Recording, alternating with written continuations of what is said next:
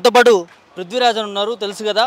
నిరుద్యోగులకు ఎక్కడ కష్టం వచ్చినా కూడా అండగా కొట్లాడుతూ ఉంటాడు. ప్రభుత్వం పైన న్యాయం జరిగేంత వరకు కూడా నిరుద్యోగుల పక్షాన నిలబడేటటువంటి సందర్భాలు ఎన్నో మనం చూసినాం. సో మరోసారి గ్రూప్ 1 సంబంధించి ప్రభుత్వం ఏదైతే తప్పుల తడకగా చేసింది, రిజల్ట్స్ కావచ్చు, ఎగ్జామ్ కండక్షన్ కావచ్చు, చాలా వరకు ఈ విషయాలు మరి మాట్లాడదామన్నతో ఏంటన్నా మరోసారి ఏం జరిగింది, అసలు మరోసారి ప్రెస్ క్లబ్లో సమావేశం ఏర్పాటు చేసుకోవాల్సిన అవసరం ఏం చెప్తాం, జనానికి అయితే చెప్పాలి కదా. ఇప్పుడు కోర్టు మొన్న చిన్న ఉపశమనం ఇచ్చింది. రిజల్ట్స్ మీరు అపాయింట్మెంట్ లెటర్స్ ఇవ్వకుండా ఆపండి, దీంట్లో ప్రైమా ఫేసి కేసు కనబడతా ఉన్న, దీంట్లో తప్పులు జరిగినాయని చెప్పని నేను గతంలో కూడా ఇంతకుముందు చెప్పినది అంత తప్పులు తడక అని చెప్పని మీ ఛానల్లో కూడా మేము క్లియర్ కట్గా చెప్పినాము. చాలా గంటలు కూర్చొని రిజల్ట్స్ వచ్చిన తర్వాత చాలా డీటెయిల్గా తీస్తే అసలు ఎంత ఘోరంగా ఉందంటే, ఒక స్టూడెంట్కు 120 మార్కులు వస్తాయి. వాళ్ళు టీఎస్పీఎస్ వాళ్ళు చెప్పేది ఏంటంటే, టీజీపీఎస్ వాళ్ళు చెప్పేది ఏంటంటే 100 మార్కులకే కట్ ఆఫ్, అక్కడికే అయిపోయింది హైయెస్ట్ మార్క్ అని. ఇదని చెప్పని ఆడి బొంగనే ఆయన 5 నిమిషాలు 10 నిమిషాలు లోపల తీసుకుపోయి మూసేసిర్రు. దానిలోకి వెళ్ళి మొత్తం ఆన్లైన్లోకి వెళ్ళి మొత్తం చేసి మొత్తం చేంజ్ చేసి పడేసిండ్రు. అయితే ఇవన్నీ మొత్తం ఏంటంటే కంప్లీట్గా రిజల్ట్స్ వచ్చిన వాటి అన్నిటి కూడా పక్క నెంబర్లు ఉన్నటువంటి వాళ్ళకు సేమ్ మార్కులు వచ్చుడు, 2 సెంటర్లో ఉన్నటువంటి వాళ్ళకే 74 టాప్ ర్యాంక్స్ వచ్చుడు ఉండు. తర్వాత తెలుగు మీడియం వాళ్ళకు విపరీతమైన అన్యాయం జరిగింది అనేది డే 1 నుంచి చెప్తా ఉన్నాం క్లియర్ కట్గా.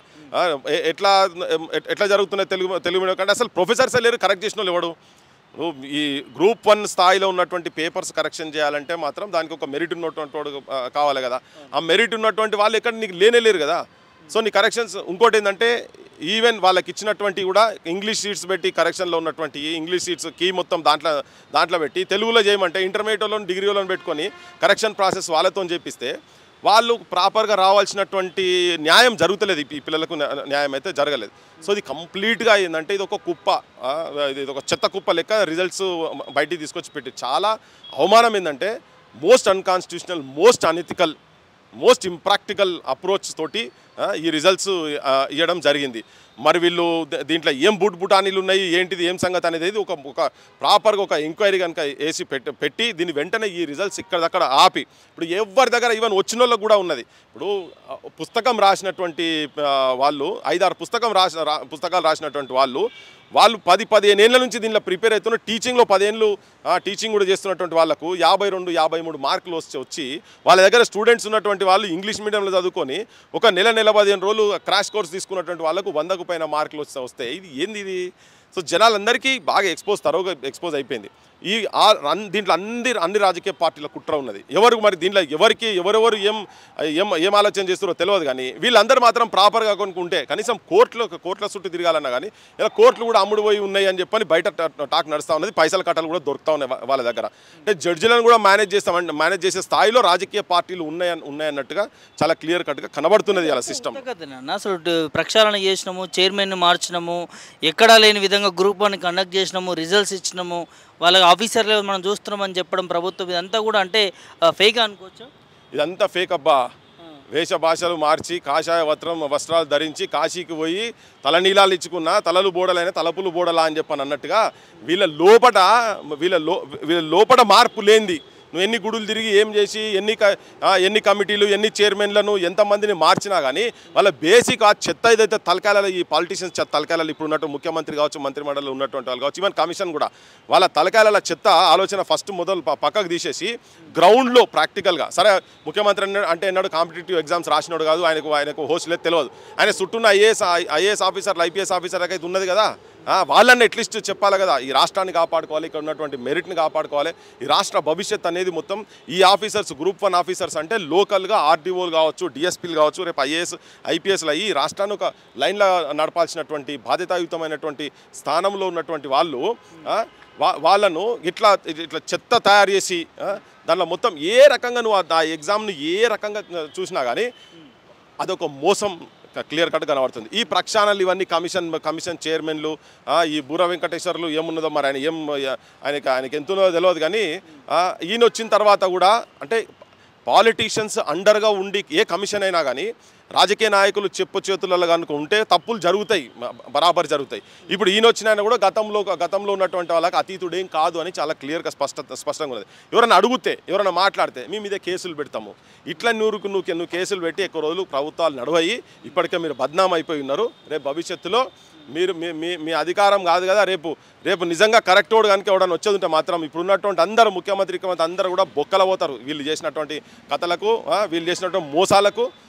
కొన్ని సంవత్సరాల నుంచి జీవితం ఒక చిన్న ఉద్యోగం ఒక లక్ష్యంగా బతుకుతున్నటువంటి వాళ్ళు, రెక్కాడితే డొక్కాడినటువంటి వాళ్ళు ఊర్లలో కూలి పని చేసుకునే తల్లిదండ్రులను తీసుకొచ్చి ఇక్కడ పంపిస్తే తెలుగు మీడియంలో చదువుకొని ఒక విద్యార్థి మధ్యలో ఏడ్చిండు, కుక్కలకు జింపిన ఇస్తరాకు అయిపోయింది నా తెలంగాణ అని ఏడ్చిండు. అంత సమాజం మొత్తం చూసింది. ఇట్లా యావత్ తెలంగాణలో ఉన్నటువంటి ఈ గ్రూప్ 1 ఆస్పిరెంట్స్ మొత్తం ఎగ్జామ్ రాసిన వాళ్ళు అందరి గుండెలు కూడా అట్లే ఉన్నాయి. ఈవెన్ రిజల్ట్స్ వచ్చిన వాళ్ళు కూడా నాకెట్లా వచ్చింది నాకు అర్థమైతే నా దగ్గర ఒక మెసేజ్ ఉన్నది, ఒక అతను పంపించిండు, అన్న నాకు మంచి మార్కులు వచ్చినాయి కానీ నేను మా అమ్మ క్యాన్సర్ వచ్చి బెడ్ మీద ఉంటే నేను ఆమె సర్వీస్ చేసుకుంటేనే దాదాపు 6 నెలలు ఉన్నా, నాకు ఇన్ని మార్కులు ఎట్లా వచ్చినా నాకు అర్థమైతే లేదని చెప్పని ప్రతాప్ రెడ్డి అని ఒక మిత్రుడు నాకు మెసేజ్ ఇట్లా డిఫరెంట్ ఆస్పెక్ట్స్ అంటే ఈచ్ ఇండివిజువల్ కేసెస్ను చూసాను కాకుండా కానీ కోర్టులు కూడా ఏం చెప్పినా ఇప్పటిదాకా మీరు లేట్ వచ్చిరని చెప్తున్నారు కానీ ఇలా తప్పులు లేవని చెప్పి మాత్రం చెప్తలేరు.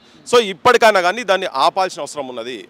దాన్ని ఆపి దాన్ని ప్రాపర్గా ఎంక్వైరీ కనుక చేసి పెడితే, ఎందుకంటే ఎంతోమంది కొన్ని తెలంగాణలో ఉన్నటువంటి 4 కోట్ల ప్రజల భవిష్యత్తుకు సంబంధించిన నిర్ణయాలు తీసుకునేటువంటి స్థాయిలో ఉన్నటువంటి ఈ ఆఫీసర్స్ అందరూ ఇటువంటి వాళ్ళు అంటే సబ్స్టాండర్డ్ ఉన్నటువంటి వాళ్ళని కనుక నువ్వు తీసుకొచ్చి పెడితే ఇది మోస్ట్ అనెథికల్ ప్రాసెస్ వీళ్ళు చేసింది కనుక దాన్ని ప్రాపర్గా చేయాల్సిన అవసరం మాత్రం ఉన్నది. ఎక్స్పీరియన్స్ కూడా మాట్లాడడానికి భయపడతా ఉన్నారు. నేను కూడా నిన్న మాట్లాడే ప్రయత్నం చేస్తే సో ఎక్కడ మాట్లాడినా కూడా కేసులు పెట్టడము, పోలీసులు ఇంటి దగ్గరకు వచ్చి బెదిరించడము ఇట్లా జరుగుతూ ఉందంటారు. నిజమేనా?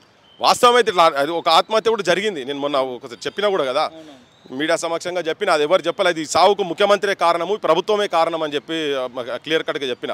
ఎందుకంటే ఆ ఆత్మహత్యకు ప్రేరేపించింది పోలీసు వాళ్ళు ఏం చేస్తున్నారంటే, ఇప్పుడు మనతో ఇక్కడ ఉన్నారనుకో మాట్లాడుతున్నారు, మా ఫోన్లన్నీ కూడా ఆల్మోస్ట్ ఇప్పటికే అన్ని ట్యాపింగ్ గీపింగ్ అన్ని నడుస్తూనే ఉండొచ్చు ఇప్పటిదాకా. సో ఎవరన్నా ఇక్కడ రాగానే ప్రెస్లో కనిపించగానే ఇమీడియట్గా వాళ్ళ రూమ్లలోకి పోతున్నారు, బెదిరిస్తున్నారు, మీ మీద కేసులు పెడతామంటారు. అరే నువ్వు సపరేట్గా నోరు మూసుకొని నీ పన్ను చేసుకో, లేకపోతే నీకు వాళ్ళతో సంబంధాలు ఉన్నాయి, నీకు వీళ్ళతో సంబంధాలు ఉన్నాయి, లేకపోతే నేను వేరే కేసుల ఈవ్టీజింగ్ కేసులు ఇట్లా ఏదో ఒకటి చేసి వాళ్ళను భయపెట్టించేసి వాళ్ళకి ఏమైపోయిందంటే ఆపోజిషన్ దగ్గర ఇప్పుడు సపోజ్ ఏమైతుంది ఇట్లా జరిగింది కదా, ఆపోజిషన్ దగ్గర కన్నా పోయి చెప్పుకోవాలని ఉన్నదనుకో, వీళ్ళు కూడా సైలెంట్ ఉన్నారు కదా, వీళ్ళు కూడా ప్రొయాక్టివ్గా మరి ఇప్పుడు పిల్లలకి ఇట్లా ఒత్తిడి ఉన్నది కాబట్టి మేమందరం వచ్చి బహాటంగా బయట నిలబడి కొట్లాడాలని చెప్పిన ఆలోచన అయితే వీళ్ళకు కూడా ఉండాలి కదా. సో పిల్లలను కేసులు పెట్టుడు కావచ్చు, తప్పుడు కేసులు పెట్టుడు కావచ్చు, పేరెంట్స్ను ఒత్తిడి తీసుకొచ్చి కావచ్చు, కొంతమంది నిరాదీక్ష చేస్తే వాళ్ళ ఇళ్ళ కాడికి పోయి కూడా వాళ్ళ పేరెంట్స్ను విపరీతంగా ఒత్తిడి చేసి, అరే అమ్మాయి నీకెందుకురా నాయన బతికుంటే ఏదైనా బలిశాకనే దీన్ని బతకొచ్చు, ఏదంతా కూలి పని చేసుకున్నా బతకొచ్చు నాయన అని చెప్పని ఇళ్ళ ఫోర్సులు చేసి విడ్రా చేపిస్తున్నారు. అంటే పోలీసు రాజ్యము, ఈ ప్రభుత్వాలు అంటే పోలీసులు అందరూ అట్లా ఉన్నారని కూడా కాదు, అలా చెప్పేటోళ్ళు ఉన్నారు, కానీ ప్రభుత్వము ఇట్లా ప్రశ్నించేటోళ్లను గొంతును తొక్కేటువంటి ప్రయత్నం జరుగుతున్నది. ఇంత జెన్యూన్ అంశము మీరు పెట్టండి, మీరు ఏదైనా పోల్ టైప్లో మీరు ఏమైనా పెట్టండి, ఎంతమంది స్పందిస్తారో. మీరు ఎన్ని గ్రూపులు యాక్టివ్ ఉన్నాయంటే అన్ని గ్రూపులకు తగ్గట్టు ఏంటంటే అందరికి భయపడేది, ఎవరు ముంగడికి వస్తే వాళ్ళని టార్గెట్ చేస్తున్నారు అనేది మాత్రము ఇంతకుముందు ప్రభుత్వాలు చేసినట్టే వీళ్ళు కూడా గదే లైన్ తీసుకొని పోతున్నారు అనేది ఉన్నది.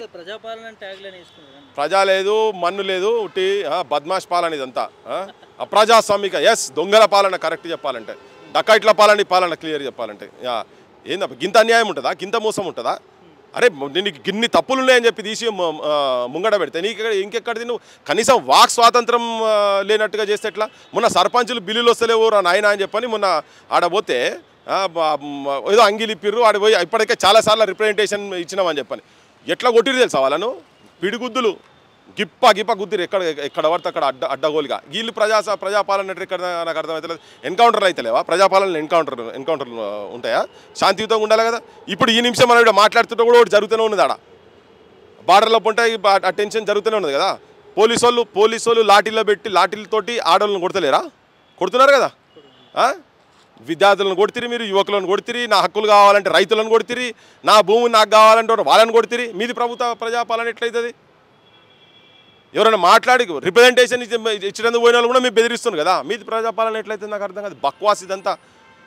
బ్రోకర్ గాన్లు ప్రజా సమస్యలకు, ప్రజా పోరాటాలకు సంబంధం లేనటువంటి వ్యక్తులు రాజ్యాలకు వచ్చి అధికారంలోకి వస్తే గిట్లనే ఉంటుంది. చెత్త పాలన నడుస్తున్నది. వాళ్ళు చెప్పేది ప్రజాపాలన అంటే ప్రజలకు సర్వ హక్కులు ఉండాలి, మాట్లాడే హక్కులు ఉండాలి, ఏదైనా ఉంటే పరిష్కార మార్గం ఉండాలి. తీసుకుపోయి ఆడ పెడుతున్నారు, వారానికి 2 రోజులు తీసుకుపోయి ఆడ ఇయ్యంగానే, సినారెడ్డి గారి దగ్గర ఇయ్యంగానే మళ్ళీ అటు పోయి పొట్లాల కాడికి వస్తున్నది. అదే ఏ అంశాలు పరిష్కారం అయితే ఎక్కడో అరకొర ఎక్కడ నాకు తెలియకుండా ఏమైనా అవుతున్నది. అమరుల కుటుంబాలకే అయితలేవు, ఉద్యమకారులకే పరిష్కారం అవుతలేవు. వాళ్ళు మాట్లాడుతున్నారు, అరే మీరెందుకు మాట్లాడుతున్నారు అటు ఇటు అని మాట్లాడుతున్నారు. ఇది ప్రజాపాలన అనేది ఉట్టి బోకస్ బక్వాస్ ఇది. ఏం చెప్తున్నా గ్రూప్ 1 పైన మీ డిమాండ్ ఏంది? అంటే మళ్ళీ రద్దు చేసి మళ్ళీ పెట్టాలంటారా, కరెక్షన్ మళ్ళీ చేయాలంటారా, రిజల్ట్స్లో తప్పు జరిగిందా, అసలు ఈ ప్రాసెస్ అంతా తప్పంటారా? అసలు మల్టిపుల్ ఆస్పెక్ట్స్ ఉన్నాయి దీంట్లో. ఈ యూపీఎస్సీకి సంబంధించినటువంటి ఒక ఎక్స్పర్ట్స్ ఒక సిట్టింగ్ జడ్జితో ఎవరితోనైనా అట్లీస్ట్ తీసుకొచ్చి పెట్టి దానికి ఒక టైం ఫ్రేమ్ పెట్టి దీన్ని నిజంగా అన్ని విధాలలో మొత్తం 360 డిగ్రీస్లో మొత్తం కంప్లీట్గా ఎక్కడెక్కడ ఏమేమి లూపోల్ జరిగినాయి ఏంటిది, ఏదైతే ఈ ఆస్పిరెంట్స్ లోపల ఉన్నటువంటి అనుమానాలు ఏవైతే ఉన్నాయో మా బోర్డులో చెప్తున్నటువంటి అన్ని చాలా స్టడీ చేసి రీసెర్చ్ చేసి అన్ని తీసైతే ముంగడ పెడుతున్నామో అవన్నిటి మీద అట్లీస్ట్ ఒక వాళ్ళు ప్రాపర్గా స్టడీ చేసి let them come to a conclusion. కానీ రాని ఇవన్నీ గిన్ని తప్పులు తడకలు 100 ఉంటాయి. ఇప్పుడు నువ్వు నేను పక్కకు ఉన్నావు అనుకో, పక్క 10 మందికి వస్తాయి, 20 మందికి వస్తుంది కావచ్చు. 100 మందికి సేమ్ మార్కులు వస్తాయా? మధ్యలో యాబ్సెంట్ ఉంటే యాబ్సెంట్ ఉన్న పక్కకు పెట్టి ఆ వెనుక ముంగట్లో పక్కకున్న వాళ్ళకు గిట్లు వస్తాయా? 2 సెంటర్లకి కలిపి 74 మందికి ఎట్లా వస్తుంది? How is it possible? So ఇటువంటి అన్నీ ఉన్నాయి కాబట్టి దీని మీద సమగ్రమైనటువంటి ఎంక్వైరీ జరగాలి. నిజంగా న్యాయబద్ధంగా వాల్యుయేషన్ కూడా జరగాలి. ఇప్పుడు రీకౌంటింగ్ అంటే ఏదైనా ఇంటర్మీడియటో లేకుంటే ఆ 10th క్లాస్ పేపర్లు కాదు కదా. రీకౌంటింగ్లు చేస్తే మార్కులు ఎక్కువ తక్కువ అవుతాయి. ఎక్కడైనా రీవాల్యుయేషన్ జరగాల్సిన అవసరం ఉన్నది.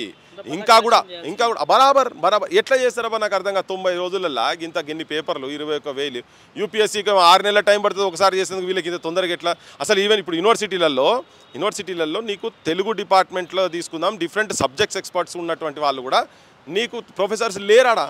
నీకు 1000 పోస్టులు ఉస్మానియా యూనివర్సిటీలో ఖాళీ ఉన్నాయి. ఎవరు కరెక్షన్ చేసారు? కాకతీయ యూనివర్సిటీలో ఖాళీ ఉన్నాయి. ఎవరు వాళ్ళు కరెక్షన్ చేసింది? డిగ్రీ ఇంటర్మీడియట్ వాళ్ళకి ఏం తెలుస్తుంది? వాళ్ళ స్టాండర్డ్స్ పాపం వాళ్ళ స్టాండర్డ్స్ నేను క్వశ్చన్ చేసి కాదు.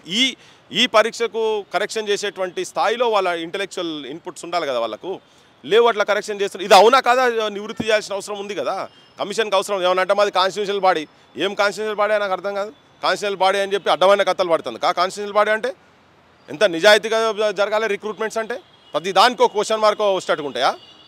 మొత్తం అనెథికల్ ప్రాసెస్ వాళ్ళు చేసిండ్రు కాబట్టినే అదేదో చెప్పుకున్నందుకు ఎవరైనా మాట్లాడితే కూడా మమ్మల్ని ఎవడరా మీ క్వశ్చన్ చేసేది, మాది కాన్స్టిట్యూషనల్ బాడీ. అయితే తప్పులు చేస్తావా? తప్పులు చేసి అడగరా? ఎవడు అడిగే అధికారం లేదా ప్రజలకు? ఎట్లా వచ్చినాయి నీ బాడీలని? జనం ఓట్లేసా కదా ఈ ప్రభుత్వాలు వచ్చినాయి. సో బరాబర్ దీని మీద ప్రాపర్గా రీవాల్యుయేషన్ జరగాల్సిన అవసరం ఉన్నది. ఇంకా కూడా ప్రాపర్ ఎంక్వైరీ చేసి దీని మీద ఇది నిలవదు నాకు తెలిసి. మొత్తం వీళ్ళందరూ కనుక అందరు కరెక్ట్గా ఉండే నిజంగా కూడా ఒక కమిటీ కనుక పడి జరగాల్సిన అవసరం ఉంది. అది జరిగితే ఈ ఎగ్జామ్ నాకు తెలిసి అయితే ఈ ఎగ్జామ్ రద్దు అవుతుంది. మా ఉద్దేశం ఏంటంటే నిజమైనటువంటి వాళ్ళకు, నిజంగా చదువుకున్నటువంటి వాళ్ళకు, నిజమైన మెరిట్ ఉన్నటువంటి వాళ్ళకు, నిజమైన సబ్జెక్ట్ ఉన్నటువంటి వాళ్ళకు రావాలనేదే మా తాపత్రయం. సో అవి అన్నీ కరెక్ట్ అయితే మాకు ఇష్యూ లేదు కదా. ఇక్కడ ఏ కోర్టులు కూడా నువ్వు వచ్చింది నువ్వు తప్పని చెప్తలేరు. ఈ లాస్ట్ మినిట్లో వస్తే ఎట్లా అని చెప్పని మాట్లాడుతున్నారు అంతే కోర్టుల దగ్గర పోతే కూడా.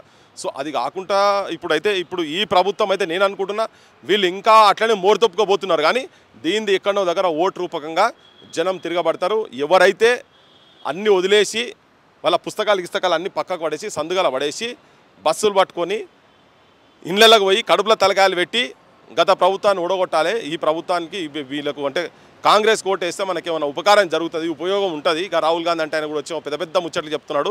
అశోక్ నగర్కి వచ్చి కూర్చొని సెంట్రల్ లైబ్రరీలో కూర్చొని కూడా కథలు చెప్పిండు బాగా. ఉస్మానియా ఛాయలు నీలోఫర్ బిస్కెట్లు తినుకుంటా మనకు బాగా చెప్పిండు. ఏదో చేస్తారని చెప్పని అనుకున్నాము అని పోయి కడుపుల తలకాయ పెట్టి ఓట్లు వేయించి ప్రభుత్వాన్ని తీసుకొచ్చారు. కాబట్టి ఇప్పుడు వీళ్ళు వచ్చిన తర్వాత కూడా వీళ్ళు గదే పని కనుక చేస్తున్నారు. ఇప్పుడు ఆల్రెడీ వాళ్ళు చేస్తున్నారు. ఆల్రెడీ వాళ్ళ పరువు పాతాళాలు మాకు పోయింది. కరెక్షన్ చేసుకోకపోతే మాత్రం వీళ్ళు ఎక్కువ రోజులు అధికారంలో ఉంటారంటే నేనైతే అనుకుంటలేను.